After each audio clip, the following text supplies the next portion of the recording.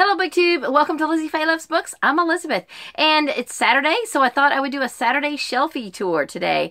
Now, I'm going to also combine this with a few recommendations for the Amish in April Readathon that is being hosted by myself and Sarah from Not Just Romance Novels. It starts in just a few days. It goes from April 20th to April 26th. We have 5 challenges, reading challenges, that is. And we have a hashtag and all of that I'll put down below. We want to encourage you to post about it on Twitter and Instagram, things like that. As I've said before, I don't expect this to be nearly to the scale of March Mystery Madness, but we have pulled together quite a great little group of people who are planning to participate in this readathon, and I am super excited. I had no idea that we would have the kind of response that we've had for this Amish in April readathon. So without chattering too much, let me just get into the books. Now, I went to the library this morning and I pulled a few off the shelf that I didn't own that I want to recommend to you, and I'll do that at the end. I also have a few checked out from the library that I may possibly read myself. I'm still working on sorting out my own TBR, and I will show that in a couple of days and show you what I'm reading to fit into each of the categories. But for now, this is basically just all of the Amish themed books that I own and a few library books, just to give you some ideas of what's out there. Now, there are so many Amish themed books and so many authors that I have never read. I have barely scratched the surface, but I have read books from a couple of the more classic, authors that have been around a while, that have been writing Amish books for a while, and I'll show you some of the newer ones that I have accumulated that I'm interested in trying. So let's start with Beverly Lewis. I think she's definitely the first Amish author that I heard of, and I say Amish author. I think she grew up in Amish country, but she herself is not Amish. She is a Christian and writes Christian fiction, and you can look up her bio, but I want to say that I read a little bit about her, that, her mother was always interested in the Amish lifestyle because she grew up near there, and then eventually has become one of the most prolific writers of Amish fiction. And I believe her debut novel was The Shunning, which I have read, that whole trilogy, and we'll talk about more of it at the end because I don't own those books. But the two that I first read by her at the time was a duology. I read these right after they first came out. The Postcard is the first one, and The Crossroads is the second one. As far as I can recall, it has something to do with finding a piece of furniture, finding a postcard that was tucked away in this piece of furniture, and that kind of started the whole story. There is some romance involved, and I remember it being very heartwarming. I enjoyed them thoroughly. I did notice that there are abridged versions of both of these books on Hoopla that I could get through rather quickly, and rather than read through the whole print book, I may just revisit those, just because it's been, almost 20 years. Probably, yeah. This one was published in 1999, so yeah, almost close to 20 years since I read them, and I am gonna look forward to that. So these are probably going on my TBR, but I doubt that they'll count for any challenges. It's just because I want to revisit them. Now, when I looked them up on Goodreads, I noticed that there's a third book in that collection, and I don't know if it's related. I don't know how it relates to those first two, but it is written by Beverly Lewis and her husband David. It's called Sanctuary, and so I'll probably try to find the full version of this on audio, since I've never read it. So it is one that I'm definitely interested in reading, and probably am deciding right now that it'll be on my TBR. It does have a horse and buggy, S is for Surrey, so that will count for that challenge if I choose to read this book. And then also by Beverly Lewis, these are some I have not read, and these are YA books. She has quite a collection of YA books, and I own these too. These are made up of short stories or novellas. Each book is a bind-up of 5 books or 5 stories. Summerhill Secrets 1 and Summerhill Secrets 2. I have a coworker who gave me this. He has read this one, and I gave him a copy of this one, and then later I found myself a copy. He said that it was no problem reading this without having read this. So I don't know if the stories are related at all, but anyway, I like to read things in order, so I'll start with this one. And I might go ahead and try reading one of these stories, but since I'm going to be reading 3 other Beverly Lewis, I probably won't read these in this coming readathon, but maybe in future years I will try to pick these up. So then the other very well-known, very prolific Amish author of Amish books that you've probably heard of is Wanda Brunstetter. I believe I have read or listened to at least one of her books on audio, but it's been so long, and it was way before I ever knew about Goodreads, and I don't have any idea what it was. I want to say the word brides was in the title or in the series title, but I couldn't tell you. I do have a book, though, that is called Lancaster Brides, so it might have been one of these. This is a bind-up of 4 novels, it says, not novellas, although it really has to be... Well, it might be full-length novels. Look how dense that is. Wow. This is a Crossings Book Club edition. My mom used to be in the Crossings Book Club. She would get a certain number of books every month, or maybe 1 book a month for perusal, and then you had the choice to send it back or keep it or whatever. But all Christian inspirational books. So this is one that I own. I have not read. There's no description about what it's about. You just have to go from the title. And then in more recent years, maybe within the last year, I have gotten this one, Lydia's Charm, and I don't know anything about it either. It's got French flaps, so it tells what it's about, but I probably got it at a... Oh, it's signed. I don't know if that's an actual signature or... Oh, it does say signature edition. That's what that means, signature edition. I don't know if it's hand-signed or stamped, but... It says Lydia King has a secret admirer. So that's just a little blurb on the inside flap. And then this one I think I've had for several years and I've not read it. It's called The Storekeeper's Daughter. It's the first book in the Daughters of Lancaster County series. And so I'm looking forward to getting to that at some point, one of these days. And then I have a trilogy by her that by far looks the most entertaining of anything I've ever seen by her. And this first one looks the best, even though this is not the first one that I got. I got the second one first and then had to look for the first one, not even knowing that it had this awesome cover. Look what a diverse group of quilters or quilting students we have on this cover. This is the Half-Stitched Amish Quilting Club, and it's a trilogy, so that's book 1. And book 2 is the Tattered Quilt. And then book 3 is the Healing Quilt. So those look really good. I would love to be able to read the first one of these during this readathon, especially if I can find it on audio. I'm very interested in that. Then that is all of my Wanda Brunstetter books. I have, and that's really about all of the Amish books that I had. A couple of those I've gotten real recent, but most of those I've had for quite a while. And I didn't really think about getting any more until October, when my local friends at the library put out their Christmas books. And I don't know, I must have bought 8 or 10 Christmas themed books. And a couple of them, actually 3 of them, were Amish themed.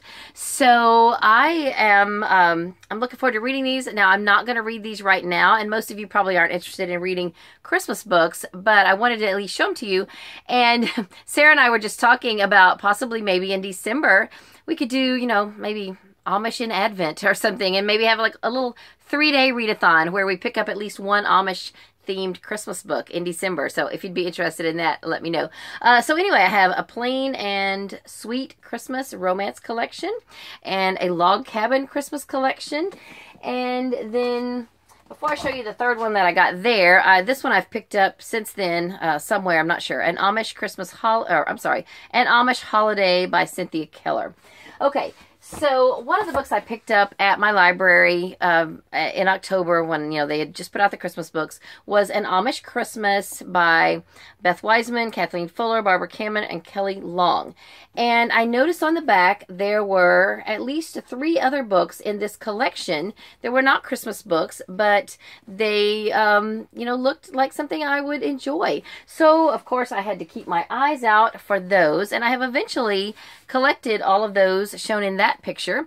I have An Amish Love, which I have already announced that I'm doing a giveaway of this mass market paperback edition. And if you missed my Friday Reads video, all you need to do to get entered in the giveaway is comment to one of my most recent videos saying that you are interested in participating in the Amish Readathon, or that you are interested in this giveaway. And you have to comment by 8 p.m. my time, Eastern Standard Time, Sunday, which is tomorrow. And then I hope to get in touch with the winner within the next few hours so that I can mail it out on Monday and get it to you in time for the Amish Readathon. So anyway, that is one that I have. And then I have an Amish wedding, and it's 3 of the same authors, Beth Wiseman, Kathleen Fuller, and Kelly Long. And then also in that same photo, this one is Beth Wiseman, Kathleen Fuller, and Barbara Cameron. So the same 4 authors switch out, and they all have stories, you know, they have stories in those books. And because I was interested in those, I started seeing more by the same publisher, and I found this one, An Amish Miracle, and on the back it shows the same ones that I've been collecting, and one more that I haven't found yet, An Amish Kitchen, so of course I've got to find that one. This one looks like maybe there's going to be a baby involved in that one. And then 2 that I showed you in my announcement video, An Amish Market and An Amish Harvest.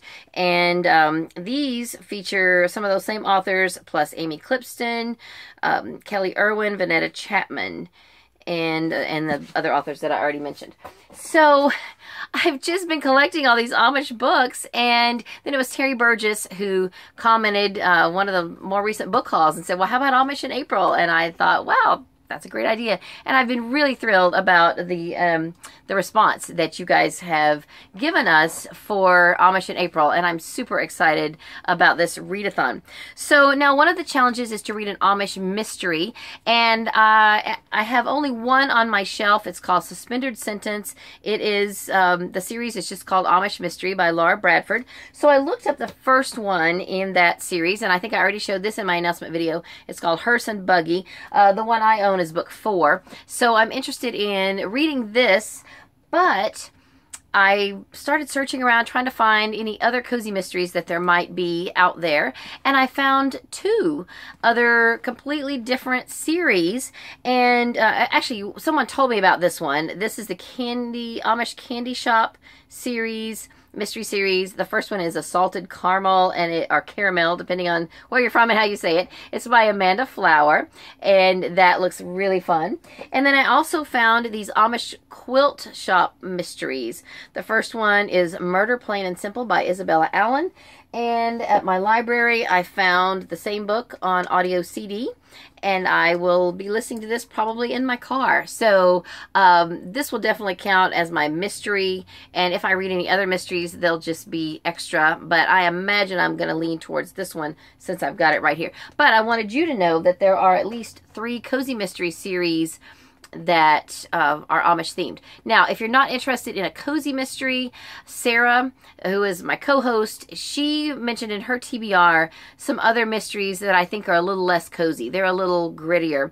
And so be sure you check out her channel and her TBR, and she'll probably be doing some other recommendations or whatever as she comes across books that are potential. Now, she said she has not read any Amish books, so this is all new for her, and several of you have commented that you haven't read any before either. So this is something new for you, and I really have read very few. So I'm excited about getting back into this subgenre. I guess it's really not even a subgenre. It's just, it's a theme, I guess.